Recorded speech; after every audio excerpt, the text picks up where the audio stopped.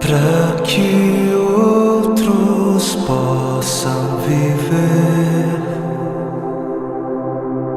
Vale a pena morrer para que outros possam viver.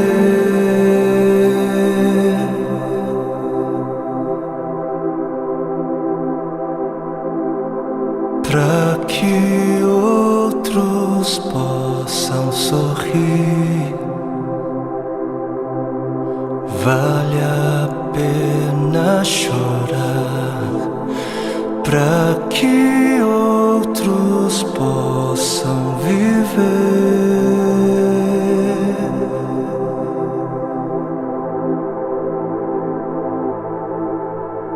Portanto, visto que temos este ministério pela misericórdia que nos foi dada, não desanimamos. Antes, renunciamos aos procedimentos secretos e vergonhosos, não usamos de engano, nem adulteramos a palavra de Deus. Ao contrário, mediante a clara exposição da verdade, recomendamo-nos à consciência de todos diante de Deus. Pois não pregamos a nós mesmos, mas a Jesus Cristo, o Senhor, e a nós como escravos de vocês por causa de Jesus. De todos os lados somos pressionados, mas não desanimamos. Ficamos perplexos, mas não desesperados. Somos perseguidos, mas não abandonados. Abatidos, mas não destruídos. Trazemos sempre em nosso corpo o morrer de Jesus, para que a vida de Jesus também seja revelada em nós. Pois nós que estamos vivos, somos sempre entregues à morte por amor a Jesus, para que a sua vida também se manifeste em nosso corpo. De modo que em nós atua a morte, mas em vocês a vida. Por isso não desanimamos. Embora exteriormente estejamos a desgastar-nos, interiormente estamos sendo renovados dia após dia, pois os nossos sofrimentos leves e momentâneos estão produzindo para nós uma glória eterna que pesa mais do que todos eles. Assim, fixamos os olhos não naquilo que se vê, mas no que não se vê, pois o que se vê é transitório, é passageiro, mas o que não se vê é eterno. Para que outros possam viver, vale a pena morrer. E nas palavras de 2 Coríntios capítulo 4 que nós acabamos de ler, para que outros possam viver, não apenas vale a pena morrer, como deve-se morrer. Deve-se. Para que outros possam viver, deve-se. É necessário morrer. É necessário morrer para que haja vida. Trazendo sempre em nosso corpo o morrer de Jesus, para que a vida de Jesus também seja revelada em nosso corpo. Pois nós que estamos vivos, somos sempre entregues à morte por amor a Jesus, para que a sua vida também se manifeste em nós, de modo que em nós atua a morte, para que em vocês, para que em outros atue a vida. Assim como a semente que não morre não germina, assim como a semente que não morre é incapaz de gerar frutos, aquele que não morre é incapaz de gerar vida, é incapaz. Não fosse o sangue do Cordeiro, não fosse o sangue de todos os mártires que vieram antes de nós, não fossem aqueles que vivem como se não pertencessem a este mundo, não seríamos conhecedores das boas novas da vida, não seríamos. Mas se as coisas são assim, se isso é verdade, se isso reflete a realidade, se o Senhor teve toda a intenção de dizer exatamente o que Ele disse, por que é então que não morremos? Por que é então que o mundo está cansado de ver uma igreja que deveria carregar a mensagem da morte, mas não carrega? Não carrega. E não carrega porque ela mesma recusa-se a morrer. Se a ordem é essa, por que é então que não vemos mais vidas sendo geradas? Nações sendo alcançadas em meio à voluntária entrega da vida por parte daqueles que se dizem cristãos? Por quê? Por quê? Porque existe algo de muito errado em nosso meio. Existe algo de muito errado em meio àquilo que chamamos de Evangelho do Reino de Deus. Evangelho do Reino de Deus. Não o Evangelho do Reino dos homens para os homens. Não o Evangelho do Reino desta terra para esta terra. Não o Evangelho do seu reino para você mesmo, para o seu próprio benefício. Mas o Evangelho do Reino de Deus para o benefício de Deus.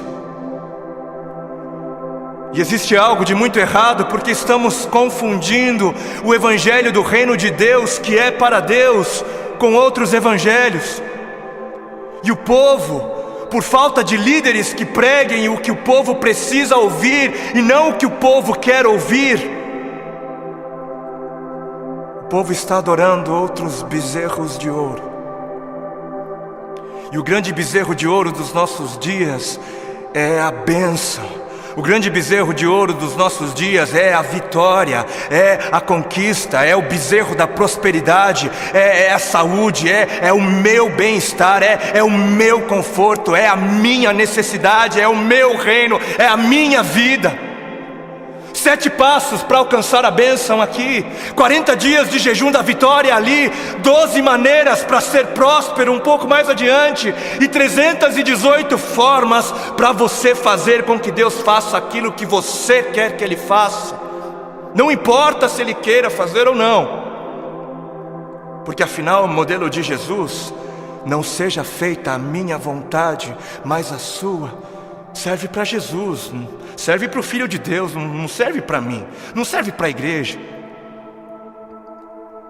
Quantos já foram a alguma campanha que dizia: campanha do negue-se a si mesmo, campanha dos 3 passos para morrer, ou a campanha das 7 maneiras de amar ao seu próximo como a si mesmo, campanha de 40 dias de jejum para que eu possa carregar a minha cruz?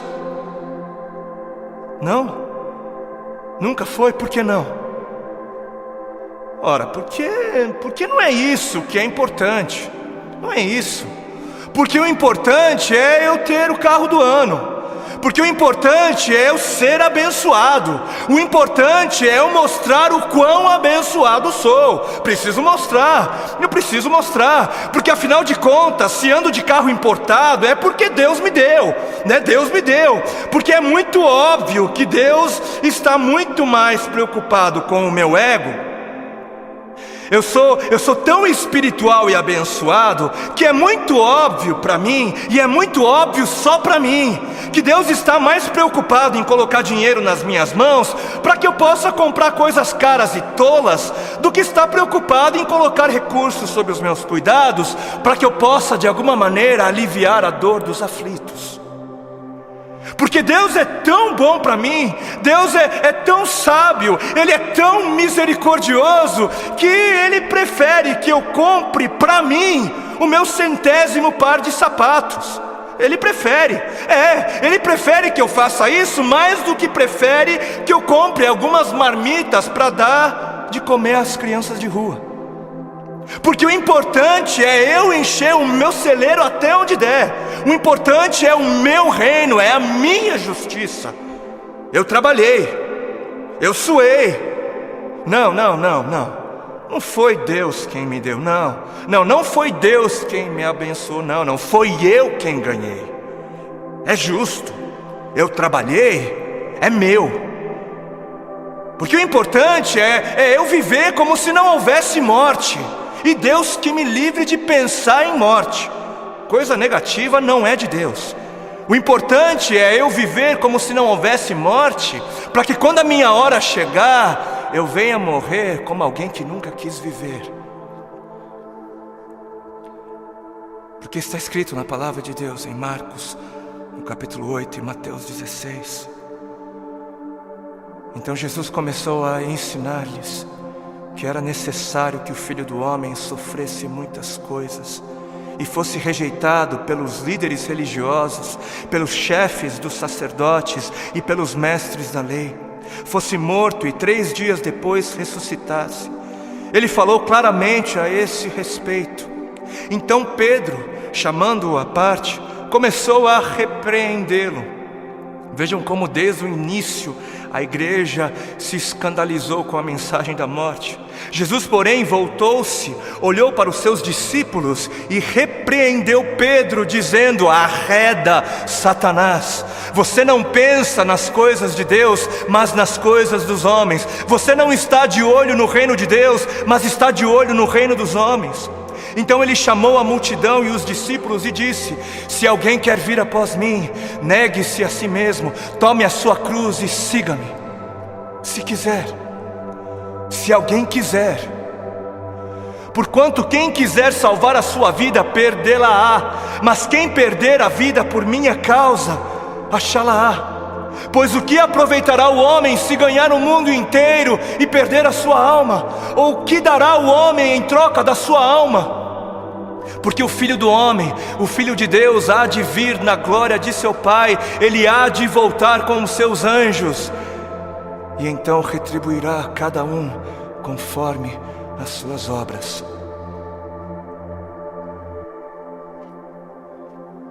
Quem fizer de tudo para garantir a sua vida neste mundo, não merecerá a vida no outro. E quem fizer de tudo para garantir a sua vida no outro mundo, perderá a sua vida neste. Perderá o controle da sua vida neste mundo. Quem viver de olho nos tesouros deste mundo, receberá somente aquilo que este mundo é capaz de dar. Mas quem viver com os olhos fixos no tesouro eterno, este receberá, este haverá de receber aquilo que a eternidade tem para dar. Entendam algo. Sabem por que existem religiosos fanáticos que se matam, que se suicidam, que dão as suas vidas para serem destruídas? Sabem por quê? Porque eles estão pensando na eternidade, eles estão de olho na eternidade. E sabe por que você se recusa a negar-se a si mesmo e entregar o controle da sua vida a Deus? Porque você está pensando demais nesta vida. E mais, sabem por que é que estes fanáticos acabam dando as suas vidas? Porque eles passaram a vida toda, a vida inteira, ouvindo de seus mestres que morrer é algo valioso. Eles passaram a vida toda ouvindo de seus mestres que morrer é algo bom, é algo nobre, é algo honroso, que morrer gera vida. Gera vida. Mas e a igreja? Mas onde está a igreja? Onde está a voz profética? Onde estão os que pregam a verdade? Onde estão os que pregam morram? Onde estão os mestres de Deus a gritarem morram? Morram, para viver morram, por amor a Cristo morram, por amar a Deus acima de tudo morram. Onde estão? Por que os missionários moravianos se vendiam como escravos para poderem pregar aos escravos?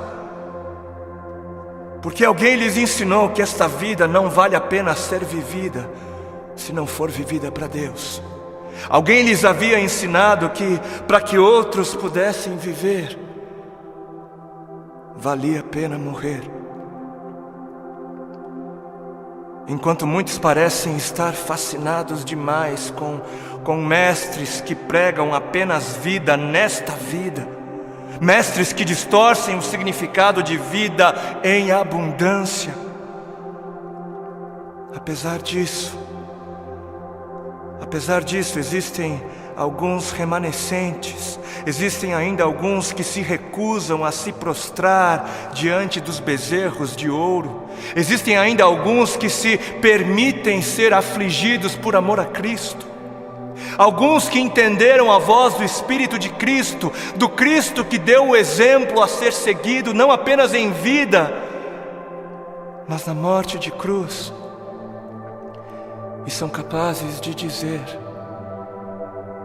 já não sou eu quem vivo, mas Cristo vive em mim. Cristo vive em mim. Amados, a vida é para os que creem. E os que creem não têm medo da morte, não devem ter medo da morte. Quem tem medo da morte não crê. E quem não crer, não viverá. E eis que a morte é o maior medidor da fé. Os que morrem são os que creem. E termino com um texto bíblico que está em 2 Timóteo, capítulo 4, nos versículos 2 ao 4. Diz assim: pregue a palavra, pregue a palavra, esteja preparado a tempo e fora de tempo, repreenda, corrija, exorte com toda a paciência e doutrina. Por quê? Porque chegará o tempo em que não suportarão a sã doutrina, chegará o tempo em que não suportarão os caminhos de Deus, os pensamentos de Deus. Ao contrário, sentindo coceira nos ouvidos, juntarão mestres para si mesmos, segundo as suas próprias cobiças. E estes se recusarão a dar ouvidos à verdade, se recusarão, voltando-se para as fábulas, preferindo acreditar nos mentirosos finais felizes.